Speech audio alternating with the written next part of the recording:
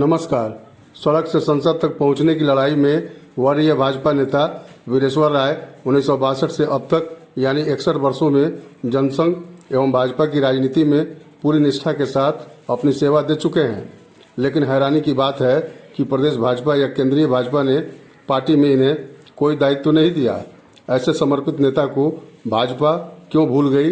वीरेश्वर राय का गांव सिरिसिया का दूसरा उदाहरण सूबे बिहार में सुनने को नहीं मिला, क्योंकि 1974 के आंदोलन में इस गांव के 32 सेनानियों ने महत्वपूर्ण योगदान दिया है।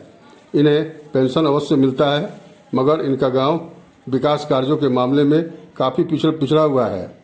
एक मुलाकात में वीरेश्वर राय क्या बोले, आइए देखते और सुनते हैं। पश्चिम चंपारण जिला भाजपा में वटवृक्ष के रूप में आपकी पहचान है और वर्तमान में भाजपा में आपका कोई दायित्व नहीं है। क्या रहस्य है? रहस्य पर से पर्दा उठाएंगे आप? जो भी प्रश्न आपके उभर के आए, आपने मुझसे पूछा, ये जवाब तो मेरे दल के वरीय नेताओं को देना चाहिए था। फिर भी मैं आपसे बता रहा हूँ अपनी एक कहानी, छोटी सी कहानी राजनीतिक दौर की, कि मैं 1962 में जनसंघ का सदस्य बना, लगातार काम किया इस जिले में घूम के। उसके बाद जेपी का आंदोलन आया, मैंने अपने गांव के तमाम किसान मजदूर भाइयों को उसमें झोंक दिया और यहाँ जनता सरकार की घोषणा की गई।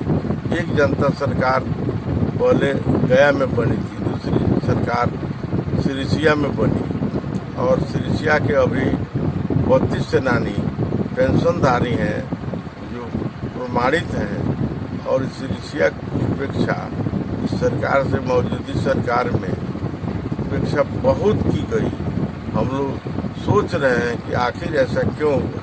इस गांव को हमारे नेता प्रदेश के देश के बुला कैसे गए, जहां से एमपी में डॉक्टर स्वर्गीय मदन प्रसाद जायसवाल बराबर जीते और सब में मैं उनका प्रभारी रहा।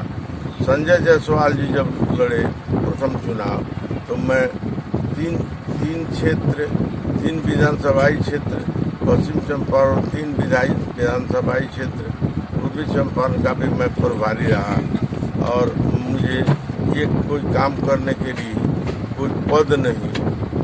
और जहाँ हमारे गांव के तुलना में अगर बिहार में कोई ऐसा गांव हो जहाँ से 32 आदमी पेंशन प्राप्त करता हो, तो मैं गुलामी लिख दूंगा। फिर भी उस गांव की इतनी बड़ी उपेक्षा, वहाँ लोगों की इतनी बड़ी उपेक्षा, यहाँ कोई मिलने भेंट करने नहीं आता है। हम तो किसान परिवार से आते हैं, किसान मजदूर भाई हमारे साथ रहते हैं, उन्हीं को लेकर मैं लड़ाई लड़ा। बेतिया शहर हमारे बगल में है, जो जिला हेडक्वार्टर है। मुझे गर्व के साथ कहना है कि बेतिया शहर में भी एक जगह 32 सेनानी नहीं है, लेकिन सिरिसिया में 32 सेनानी हैं। यहाँ आंदोलन इतना हुआ, आंदोलन के प्रतिफल में जो बिहार की सरकार बनी है, भारत की सरकार है, जेपी के लोग फॉलोअर हैं और सिरिसिया की इतनी भारी उपेक्षा। मैं किसान परिवार का आदमी हूँ, मैं अपने बैंक में लोन लेने जाता हूँ तो मेरी काफ़ी उपेक्षा होती है, कोई लोन देने के लिए तैयार नहीं है। लेकिन जो परंपरा लगी है बैंकों की, उस परंपरा में तो मैं नहीं जाऊंगा, इसलिए कि हमारे प्रधानमंत्री नरेंद्र मोदी जी हैं, उत्तर प्रदेश में योगी जी हैं, हमारे नीतीश जी हैं। तो यहाँ 2 नंबर का काम नहीं होना चाहिए। उबे करता हूँ मैं, उसका तहे दिल से सम्मान देता हूँ और उसी के अनुकूल चलता हूँ। आज 2 वर्ष पहले मेरा छोटा लड़का एडीबी बैंक बेतिया में लोन के लिए अप्लाई किया और बैंक का मैं पुराना कस्टमर हूँ, लेकिन सब कुछ फिल करने के बाद 2 वर्ष लगे। उसका करंट अकाउंट खुल गया है, उसका जीएसटी नंबर मिल गया है, उसमें फिक्स 10 लाख रुपए कर दिया गया है। उसके उपरांत भी मुझे दुख के साथ कहना पड़ता है कि मोदी जी की सरकार में, नीतीश जी की सरकार में किसान के साथ जुगाड़ हो रहा है। पद की बात तो हटा दीजिए, पार्टी दलगत स्तर पर ऐसे भी जो जीवन यापन की व्यवस्था है उसमें भी दिक्कत पहुंचाई जा रही है। ऐसा फिर क्यों सरकार जवाब दे। भाजपा के आप वटवृक्ष के रूप में जाने जाते हैं। भाजपा ने प्रदेश में या केंद्र में आपको कोई स्थान नहीं दिया पार्टी में, इसका क्या रहस्य है? इसका रहस्य यही है कि मैंने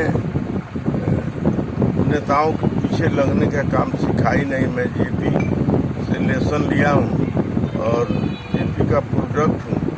मैं आगे पीछे करना नहीं जानता हूँ, पैसा कौड़ी खर्च करना नहीं जानता हूँ। मैं काम पर विश्वास करता हूँ कि हमारा काम क्या है। मैं काम करता हूँ, गरीबों के बीच में रहता हूँ, किसान मजदूर के बीच में रहता हूँ, न कि बड़े बड़े नेताओं के आगे पीछे करता हूँ। जी, आपका परिचय? हमारा नाम वीरेश्वर राय।